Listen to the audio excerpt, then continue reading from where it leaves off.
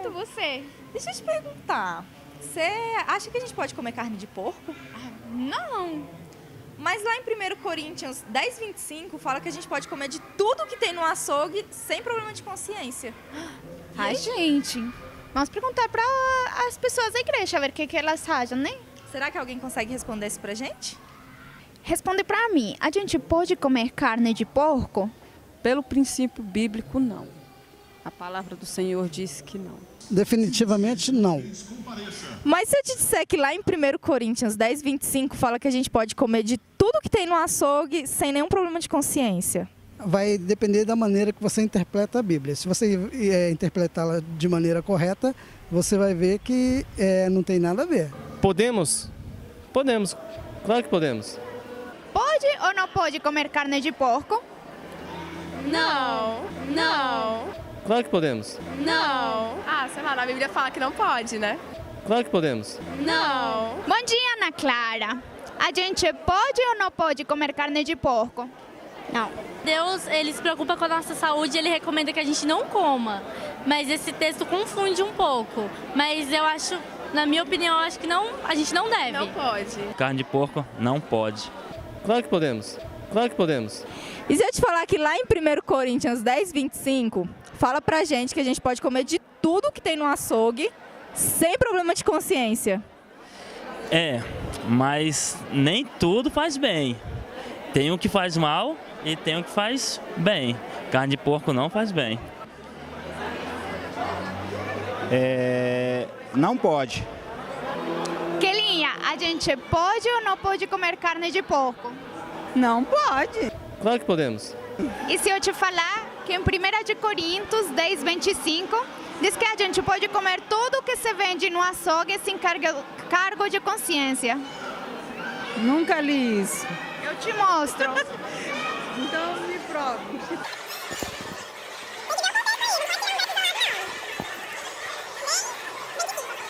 Vocês podem comer de tudo que se vende no açougue sem terem nenhuma dúvida de consciência.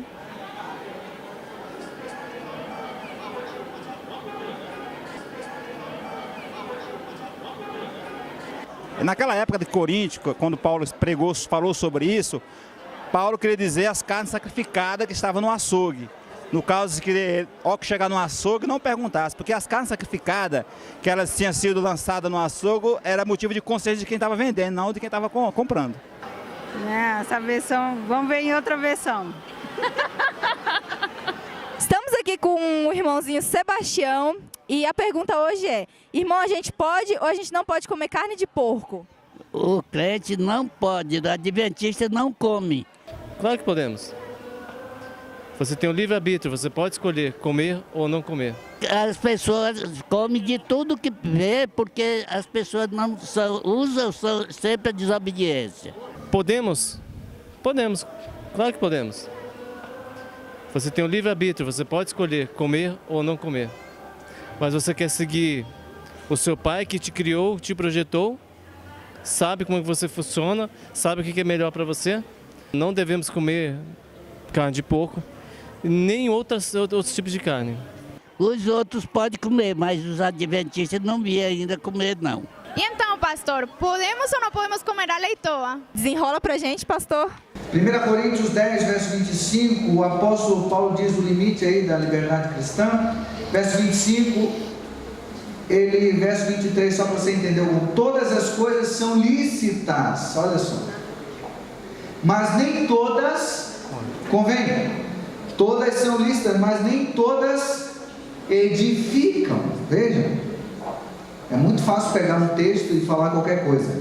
Ninguém busca o seu próprio quê?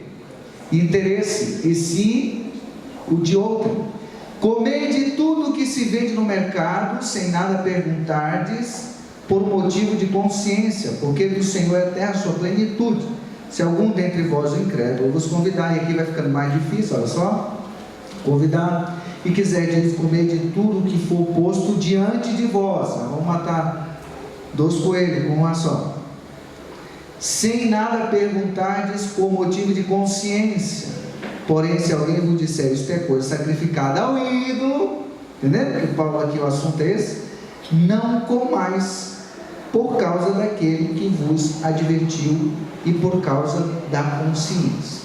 Então, o que Paulo está falando aqui não é se você pode comer carne de porco ou qualquer animal. A gente se concentra aqui na carne de porco, a pergunta foi feita.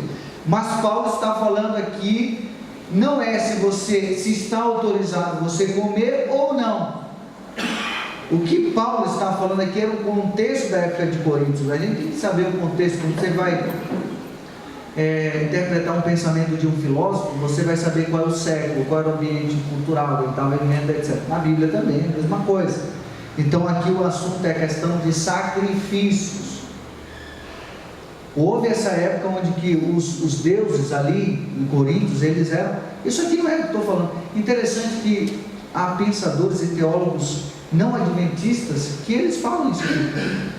Dificilmente um teólogo que é respeitado mesmo, e a maioria dos teólogos, os comentários que a gente pega são teólogos que não são adventistas, porque nós não temos teólogos que escrevem tanto assim em comentários como eles têm. E quando a gente pega os comentários dele, por incrível que pareça, eles estão comentando sobre isso aqui, dizendo que não tem nada a ver com... Paulo não está falando sobre Levítico 11 aqui ou Deuteronômio 14. Paulo está tratando um assunto. A igreja de Coríntios era a igreja mais problemática do Novo Testamento. Alguns atribuem a ela como 10, 11 problemas que existiam ali. Existia o problema da língua, existia o problema da ceia, que eles faziam a ceia. Quando os irmãos chegavam atrasados para participar da ceia, eles já tinham comido tudo, a ceia. Eles tinham um problema da língua, tinham um problema de incestos ali, incesto. Tinha vários problemas em Coríntios, vários. E um desses aqui era o problema de sacrificar. Existe o problema do véu também, tá? Que é uma outra coisa. Então existiam vários problemas nessa igreja. Então Paulo aqui está... O povo está perguntando, gente, come ou não come aquilo que é sacrificado para os ídolos, para os deuses aqui em Coríntios? E Paulo disse, olha, pode comer. E depois ele diz, não pode. Pode e não pode. E no capítulo 8 ele vai falar sobre o sacrifício. Ele diz, olha, esses aí, no início do capítulo 8, ele diz assim, ó, verso 1, só para você entender. No que se refere às coisas sacrificadas, e o texto começa aqui. No que se refere às coisas sacrificadas a ídolos, reconhecemos que todos somos senhores do saber. O saber, ele vai falar, se alguém julga saber alguma coisa, verso 4. No tocante à comida sacrificada a ídolos, sabemos que o ídolo de si mesmo nada é no mundo, e que não há senão a um Deus. Porque aí depois ele vai falar, depois vocês leem aí o texto, tem pouco tempo, ele vai falar que isso aqui é sacrifício aos demônios. Eles iam lá, pegavam o boi, ó, quem é que vai morrer hoje? O matador, esse aqui. Eles iam lá e vamos fazer a oração aqui. Fazer a oração em cima do boi e dizer, nós vamos dedicar esse aqui para o Deus fulano de tal. E sacrificavam lá para os deuses de Coríntios, e depois que eles sacrificavam, pegavam essa carne, tiravam o couro do boi e levavam para o mercado. E os irmãos que estavam se convertendo ao cristianismo, queriam se podiam ou não comer. E Paulo disse, olha, é melhor que vocês não comam. E depois ele disse comam, depois ele disse não comam. Por quê? Porque ele percebeu que os que iam comer não feriam a consciência deles. Não havia problema nenhum de dizer, esse ídolo não vale nada, isso aqui é igual uma madeira, é igual um pedaço de alguma coisa, ele não serve de pedra, isso não afeta nada, eu vou lá e comer. E aí o outro irmão olhava, está comendo o quê? Onde você comprou? Comprei lá no açougue do seu José. Mas isso aqui é sacrificado, ele é pagão, ele é não sei o quê. E isso causou um problema na igreja. Então ele disse assim, então é melhor não comer, porque alguns são fracos na consciência, são fracos. Mas Paulo disse, mas se você for entrar na casa de alguém e tiver servido ali à mesa, comam de tudo que tem, né? Mas ele disse, mas com questão já, depois no texto, com questão do sacrifício, não comam, porque vai causar confusão na cabeça do povo. O povo vai adorando aqui, mas vai estar continuando comendo e fazendo negócio com o pagão. Então, gente, a questão aqui não se refere a se é a abolição da lei levítica ou não. Paulo está tratando um problema sobre se podia comer as comidas sacrificadas. O irmão Daniel meio que já adiantou aqui. Mas uma outra coisa para a gente pontuar é que Paulo fala isso. Lá em Atos 23, se você abrir, Paulo ele vai dar o discurso dele, ele diz assim, eu era fariseu da lei do fariseu. Eu cumpri toda a lei, todo o ponto e contraponto da lei dos fariseus. Ele disse: eu cumpri, ninguém pode me acusar nada, porque eu cumpri tudo isso. Ou seja, Paulo, de hipótese alguma, depois você lê Atos 23, ele diz: eu nunca deixei de descumprir nada da lei. Então, isso é mais um argumento. E lá nos Gálatas ele fala também, dizendo que ele cumpriu à risca a letra da lei, porque ele era fariseu. Ele nunca deixou de cumprir. Algum outro texto que você, sobre o assunto que você já ouviu falando por aí, que pode, agora você já sabe responder o contexto aqui? Algum outro texto que você já ouviu falar, que confundiu, que você não soube? Pastor, sim? Naquela conversa ali de lavar as mãos, que o Jesus estava conversando com os fariseus, né? Marcos capítulo 7. Não é o que entra, e sim o que sai. Aí fala bem assim, que Jesus considerou os alimentos, todos os alimentos puros. Marcos 7, abre lá rapidinho, vai tomar aí um pouquinho de tempo, mas essas coisas a gente não estuda, não faz no estudo bíblico, tá? Quando a gente está dando estudo bíblico para os irmãozinhos lá, a gente não toca nesse texto difícil. Marcos 7. O problema do texto está aqui, ó, no capítulo 7, o verso 19, olha só o que diz. Estão todos comigo? Porque não entra no coração, mas no ventre e sai para o lugar escuso. E assim considerou ele puro todos os alimentos. Aí você está vendo? Tudo está autorizado. Considerou ele puro todos os alimentos. Aí quando alguém te mostra um texto como aquele, como esse, você fica sem saber o que dizer, não é? Mas amigo, presta bem atenção. Um texto fora do contexto é um pretexto para ele. Tá? Aí olha só como você vai desarmar o cara. Vamos dizer que você não sabia de nada. Leia todo o texto. Se alguém te mostrar algum dia alguma coisa que você mostrou ali, você ficou desesperado, diz: calma, relaxa, eu vou ler os versos antes e depois ver o que ele está falando. Aí vamos usar essa estratégia aqui. Vamos para o início do capítulo 7. Olha só o que diz. Verso 2. Vamos ver do verso 1 para você entender. Ora, reuniram-se a Jesus os fariseus. Tá? Os fariseus se preocupavam com isso, e Paulo era fariseu, então não tem como Paulo estar autorizando comida imunda aqui.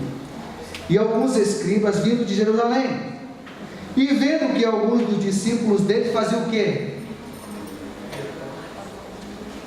Verso 2, faziam o quê? O que eles estavam fazendo? Comiam o quê? Comiam o quê? Qual era a comida que eles estavam comendo? Aí você já está matando a charada. Eles estavam comendo porco aqui? Estavam comendo tatu? Estavam comendo peixe de couro, bicho de casco, caranguejo, lula? Nada disso. O assunto aqui não era o que eles estavam comendo, mas sim como eles estavam comendo. Então você já matou aqui. Vamos dizer, você não sabe explicar o verso seguinte, mas você diz: espera aí, o assunto aqui não era que estavam comendo coisa ruim, é como eles estavam comendo essa coisa boa. E Jesus vai explicar no texto, é de tua palavra. Jesus vai explicar no texto, ele diz assim: vocês transgridem os meus mandamentos por causa da vossa tradição. É aqui nesse texto que Jesus diz. Por quê? Porque a lei dizia que eles tinham que lavar as mãos 7 vezes, da ponta desse dedo maior até o cotovelo 7 vezes antes de comer. E os discípulos não fizeram isso. Esse é o assunto. O assunto é lavar a mão ou não, se poder. Então eles disseram: isso é imundo, porque ele não se purificou cerimonialmente. Então o assunto aqui não é sobre o que eles comiam, mas sim como eles comiam. Não dá tempo de explorar todo o texto, eu tenho uns 25 páginas escritas sobre ele. O meu primeiro trabalho da faculdade foi sobre esse texto. Mas Jesus aqui vai dizendo assim, depois ele encontra com o discípulo, diz assim, verso 14, só para você entender, ó. Convocando ele de novo a multidão, disse-lhes: ouvi-me todos e entendei, nada fora do homem que entrando nele possa e tal contaminar. Verso 17, olha só. Quando entrou em casa, deixando a multidão, os discípulos o interrogaram acerca da parábola, que está outra chave, tá? Parábola. Os discípulos disseram: peraí, a gente não entendeu nada que o senhor falou. Aí que Jesus explica esse texto. E no verso 19 ele diz: porque não entra no coração, e assim purificou o puro dos alimentos. Presta atenção. A palavra alimento no grego é a palavra bromata, ou broma. O que significa essa palavra broma ou bromata, pastor? Significa apenas aquilo que se pode comer. Exemplo, o Antônio me chamou para almoçar na casa dele e diz assim: pastor, o que você come? Eu falo para ele: Antônio, eu como de tudo. Ele está entendendo que eu como de tudo, menos aquilo que ele sabe que eu não como, que está lá em Levítico 11, Deuteronômio 14. Quando os judeus chamavam alguém para comer na casa dele, o que você quer comer? Ele disse: qualquer coisa. Você não fala isso também? Dentro do contexto israelita, não há nenhum problema. A questão, irmãos, é que o povo quer interpretar a Bíblia do século 21 para o século 1. Aí não vai dar certo nunca. Por quê? Porque você vai ler a Bíblia de um ponto de vista do século 21. E eles não tinham problema com sábado, eles não tinham problema com alimentação, porque eles eram judeus. Como alguém diz aí, eles iam chovendo molhado. E ficar falando de sábado do Novo Testamento, se eles não, o problema deles não era sábado. Eles iam ficar falando sobre comer comida imunda ou não, se eles não tinham esse problema. O problema é do século 21, é que a gente já está olhando de uma forma gentia, de uma forma cristã, e quer interpretar a Bíblia do século. Não dá certo, é de lá para cá, não é daqui para lá. Entendam isso? Então a palavra broma significa apenas o que pode comer. Quando Jesus disse assim: e purificou todos os alimentos, o original grego diz assim: apenas o que se pode comer. E agora o argumento para matar todos esses.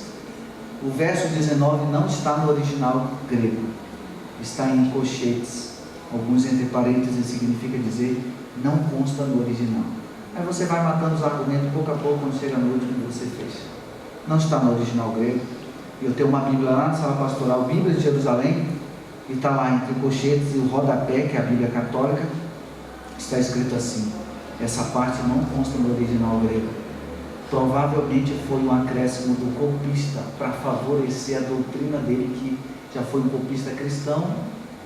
Já depois de muito tempo na tradução, o cara vem e dá uma forçadinha ali no texto. Uma dúvida? Alguém quer perguntar alguma coisa sobre esse assunto até agora? Sobre alimento? Sobre texto? Você saberia rebater para alguém agora? Sim?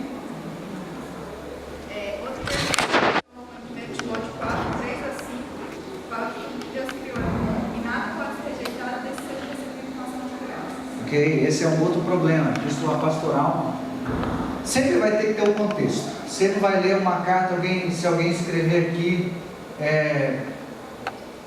eu amo vocês. Sabe, se alguém colocou lá na Bíblia, por exemplo, Davi disse lá, Jonathan disse que eles se amaram como amor de mulher. A Bíblia usa essa expressão. Aí você olha aqui na Bíblia, que negócio é esse? Né? Aí você encontra lá o texto que diz que João deitou a cabeça no seio de Jesus. Tem que saber qual é o contexto. Cultura. Então, quando Paulo falou sobre isso, ele estava falando um problema em que existia um sincretismo religioso na época dele. Nesse período aí, quando ele escreve a Timóteo, havia um problema que muitas pessoas entraram em contato com uma filosofia chamada gnosticismo. O que é isso? Gnosticismo é que eles rejeitavam a matéria, diziam que a matéria era má e que você tinha que de alguma forma se libertar dessa matéria. E muitos deles deixaram de comer, muitos deles viraram vegetarianos e muitos deles achavam que eles não deveriam ter contato com a matéria porque a matéria era má. E muitos deles não casavam. O texto vai falar, não é só do alimento, viu? Tem que ser honesto ao texto. É sobre alimento, sobre casamento, eu acho que existe outro tema aí. Então ele dizia, a gente não deve casar, e ele saiu da sociedade e viver lá numa época, uma espécie de mosteiro, e lá eles viviam comendo folha, quando comia, porque eles queriam essa libertação espiritual do corpo. E então eles achavam que o alimento, como era matéria, deveria ser rechaçado. O casamento, rechaçado. E aí Paulo vem e diz que tudo que Deus criou é bom. Mas mais uma vez, eu cito a vocês o texto de Paulo. Paulo era fariseu de fariseu, da linhagem de fariseu. E ele disse assim: eu cumpri tudo. Eu era fariseu, doutor da lei. E ele cumpria todas as exigências que lhe era recomendado e que era obrigatório um fariseu fazer. Lembra que o fariseu, ele nem tocava. O judeu mesmo, ortodoxo, ele nem fala com você, para começar. Ele nem fala contigo. Ele nunca vai sentar numa mesa para comer. Uma vez eu tive que comer com um judeu. A comida de um judeu, a carne é uma carne estranha. Por quê? Porque só falta espremer o boi. Enquanto não cair a última gotinha de sangue, eles não servem. Aí ele vai lá no Outback, lá onde você costuma comer, você parte ali um sangue. Nunca que um judeu vai comer aquilo. Porque ele tira a última, espreme, só falta espremer o pedaço de carne lá. Ele nem senta na mesa. Então o problema aqui, amigos, não era o que eles comiam, mas sim como comiam o contexto da época. E o último argumento aqui de Marcos capítulo 7, que é o texto que mais ele cita, assim purificou ele todos os alimentos. Se você abrir, abre a Bíblia aí, por favor. Atos capítulo 10, verso 14. Se você abrir a Bíblia, Atos capítulo 10, 14, Pedro tem uma visão dos lençóis. Lembra dessa história aí que alguém já conversou com você? Dos lençóis que tem lá porco, réptil, tem um monte de coisa lá. E aí era meio-dia, a sexta hora, né? Sempre que você encontrar sexta, nona hora, você sempre acrescenta o 6 na Bíblia e vai dar a hora exata de hoje. Sempre acrescenta 6. Sexta hora, nona hora, não sei o que, sempre acrescenta o 6, vai dar a hora exata. Eles contavam a partir da primeira hora. 6 horas da manhã na primeira hora, 7 horas segunda hora, 9 horas terceira hora. Eles contavam a hora a partir do amanhecer. Ok. Então, voltando ao assunto. Diz que Pedro estava com fome, é horário do almoço, meio-dia. E aí ele teve uma visão, que veio que o lençol, que vinha, descia e subia 3 vezes. Aí disse para ele uma palavra, você lembra qual foi que ele disse? A ordem imperativa ali? Mata e come. Verso 14, o que foi que Pedro respondeu aí? Não, leu aqui alto aí, gente. De jeito nenhum, Senhor. Eu nunca comi nenhuma coisa que a lei considera suja ou impura. Note isso aí. Se Jesus tivesse abolido lá em Marcos capítulo 7, com aquele comentário de que ele purificou todos os alimentos, Pedro estava lá, os discípulos estavam lá. Pedro certamente foi o que comeu com a mão lá, todas as vezes que ele era pescador e não dava tempo para. Né? Os caras eram todos bicho do mato lá, meu irmão, eles estavam comendo lá de qualquer jeito. Pedro estava lá. E ele disse: de modo nenhum. Amigos, se Jesus tivesse abolido lá em Marcos 7 todos os alimentos, vocês acham que Pedro tinha tomado esse susto depois de anos? Responda. Pedro diz: ele está logo aqui, que já está liberado mesmo lá em Marcos 7, o Senhor já liberou, eu vou comer. Não está liberado. Então são coisas que você tem que pegar um texto relacionado. Alguma coisa mais? Pergunta porque agora, depois você vai estar aí com o pentecostal, ele vai estar perturbando a tua vida. E aí um batista, um evangélico aí, você não sabe fazer. Certo? Alguma coisa mais sobre o assunto? Deus abençoe.